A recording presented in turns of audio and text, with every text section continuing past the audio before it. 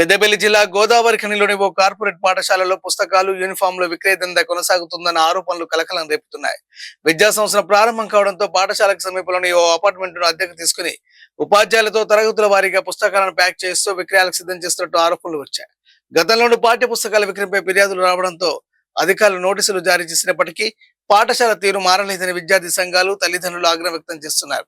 తాజాగా ఈ వ్యవహారంపై షోకాజ్ నోటీసులు జారీ చేస్తామని, సరైన సమాధానం రాకపోతే పాఠశాల గుర్తింపు రద్దుకు చర్యలు తీసుకుంటామని ఎంఈఓ జింకా మల్లేష్ హెచ్చరించారు.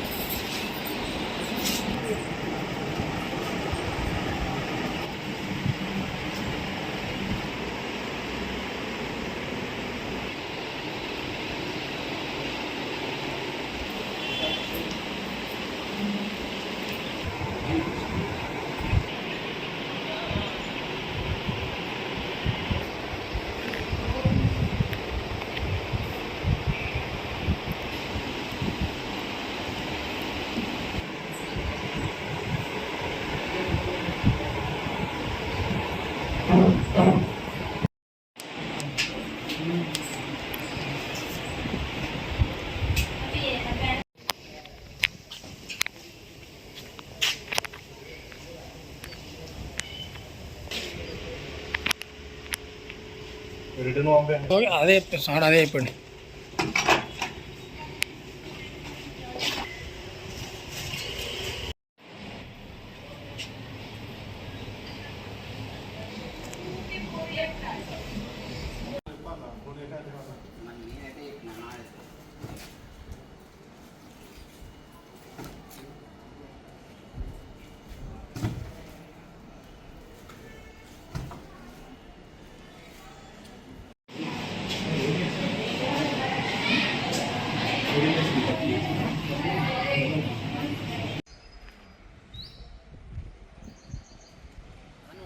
ఫోన్ మాడతాను నువ్వు బయటకు కనబడతా, బయటకు వెళ్ళినా కనబడతా.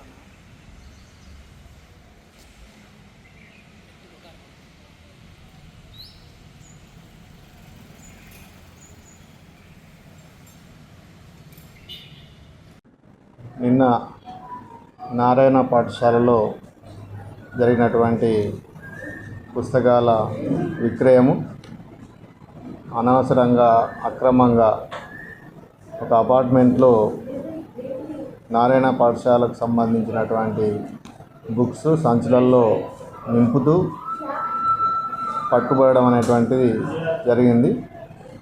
మరి గతంలో కూడా ఆ పాఠశాలలో పుస్తకాలు విక్రయం జరుగుతుందని తెలిసి ఆ గదిని కూడా సీజ్ చేయడం అనేటువంటి జరిగింది.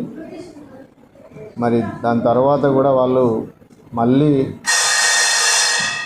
పాఠశాలలో అమ్మినట్టయితే మళ్ళీ పట్టుబడతాం అనేటువంటి ఉద్దేశంతో వేరే ఎక్కడో అపార్ట్మెంట్లో తెలియకుండా దాచిపెట్టి క్లాస్ వైజ్ సంచులలో నింపడం అనేటువంటిది మనకు పరిశీలనలో తెలిసినటువంటి విషయము.